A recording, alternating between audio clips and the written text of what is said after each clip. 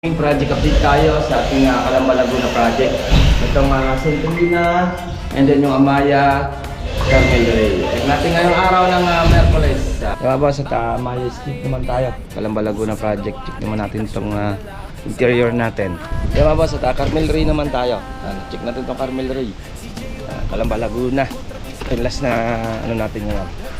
Yung Centrina, Amaya and then itong Carmel Ray. Check natin.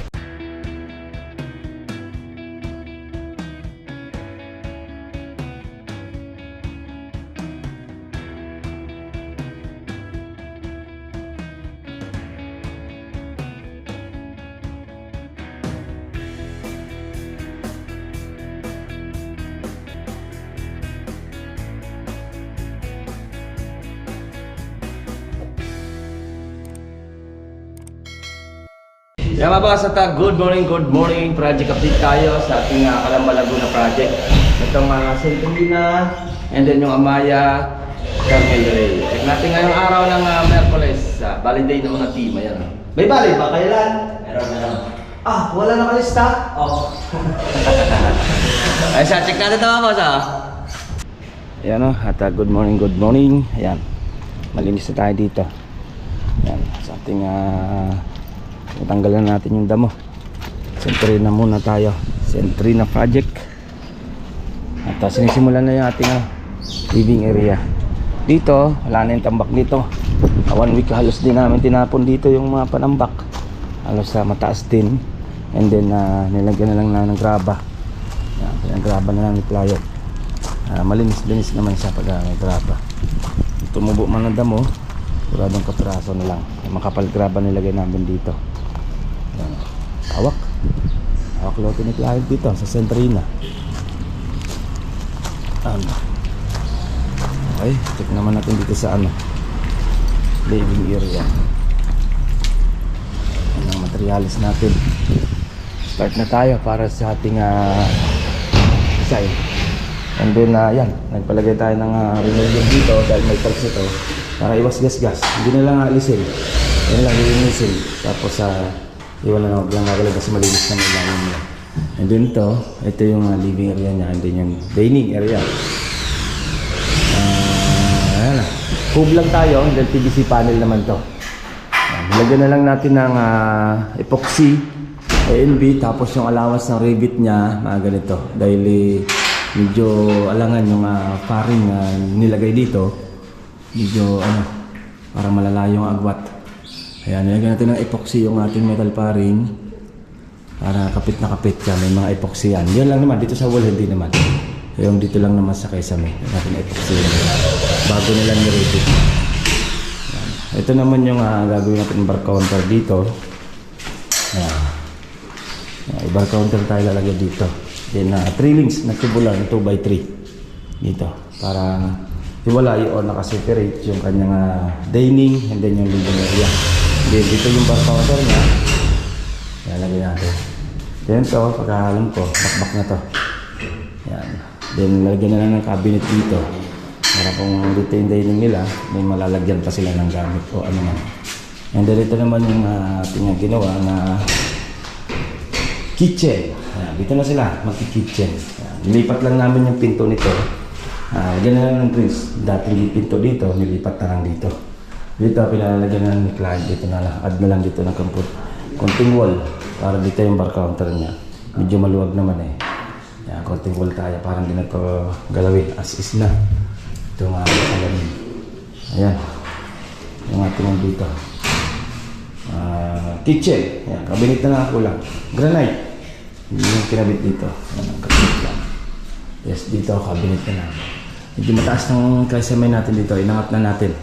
Kesame. Yung kesame nito, kung napapansin yung beam niya yan lang yung level niyan. Dito, tumaas pa kami ng 25 cm. May cob din tayo, and then pin light. May strip light din dyan, 2 ilaw. Din kasi ito, gawin nilang laundry area. Yan, may drain tayo dyan, P-trap, walang amoy na papasok.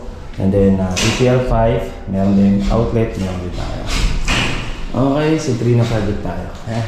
Ito naman tayo sa Amaya. Amaya naman tayo. Diba ba sa Amaya skip naman tayo. Calamba Laguna project. Check naman natin itong interior natin. Let's go. Yun na, Amaya Escape tayo ng Calamba, Laguna project. Ayan, ito, plastering na natin to. Yung beam natin dito, and then yung mga poste, na plastering na rin natin yung mga poste dito. Ayan. Okay na rin yung mga poste nya. Dito naman, nakabit na yung PVC panel natin. Ito, okay na rin naman to. Patungan na lang ng pintura to pag ito turn over na natin. Dito, okay na yung bar counter nya. Yun na lang minihintay namin, yung gilid nyan. Then, kikis-kisin pa yung pintura na yun. Dati pa yun, na naulanan na. Dati kasi ito, open, hindi pa ito na slab. Ito na slab na namin. Naka second floor na tayo dito. Then itong pinto, pa-varnish na. Nandiyan na rin naman yung materialis ito. Okay. Then ito, may PVC na tayo sa CR. Okay na sa CR natin. Nalagyan na ng PVC. And then, meron tong exhaust, center light. Pinalagyan lang ng apat na pin light. Then, niche. Meron din. Mabutasan na lang naman yan dyan para sa kanyang windshield niya. Yan, may abang naman tayong outlet. Kasi ilalim, may abang din tayong outlet. Yan, kung mapansin nyo, maraming pin light na nilagay ni client dyan. Oh. Yan, may pin light dyan, paikot. At hintay lang natin yung electrician natin doon.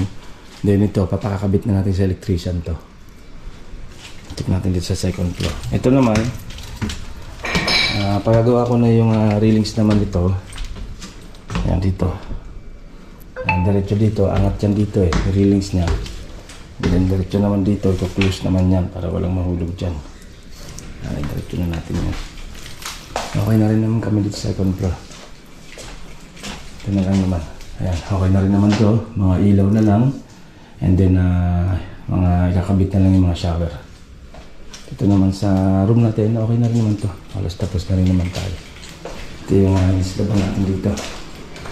Ayan, islaban natin dito.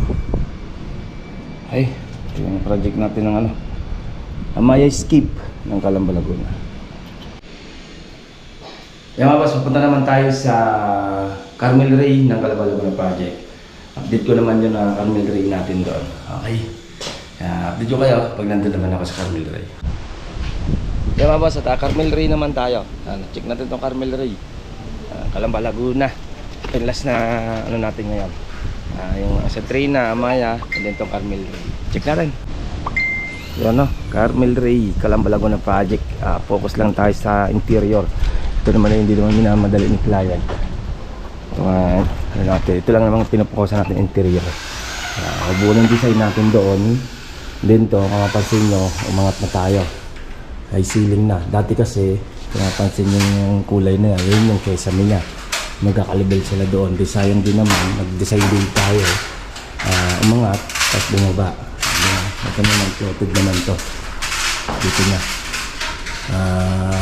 Floated panel. Okay, tapos na rin naman tayo sa interior. Dito na lang naman tayo. Okay. Simple lang naman yung design yan. Yung lalagyan natin dito. Yung PVC panel yung tambol natin. PVC panel din nun. Doon kasi yung gagawin na dining area. Ito naman kitchen naman to. Kitchen to. Hindi ito living area naman to. Tamang-tama lang dito yung isang center light. Then pin light lang naman. Mga 6 lang din. Tatlo-tatlo. Okay. Ating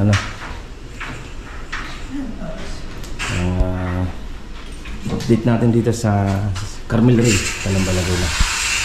Tapos yun, paring na yan. PVC panel na lalagyan natin. Tambo lang naman ito. Okay. Kaya mga boss, yan ating kunting pasilip dito sa ating project ng Carmel Ray, Calamba, Laguna project. And then yung ating Amaya Escape, Centrina, yan. At by bukas naman, i-update natin yung Lima Brosa naman, phase 3. Yung block 8, and then yung block 20, yan, parehas Jasmine. Update ko kayo by bukas naman yung boss. Okay, ingat-ingat tayo boss. Bye-bye. Ito pong J. Uragon Vlog, napakaganda po ng channel na ito, no? Tungkol po ito sa construction. Actual construction po ang channel na ito, no? Pag pinanood nyo po ito, panalo po kayo sa channel na ito. Napakaganda po ng mga video niya. Lalo na pong magaganda, no, yung mga iba't ibang design niya. Kakaiba po yung mga iba't ibang design niya sa mga kisame. Subukan nyo pong panoorin J. Uragon Vlog na ito. Matutuwa po kayo pag pinanood nyo po yung mga video niya. Maraming salamat po.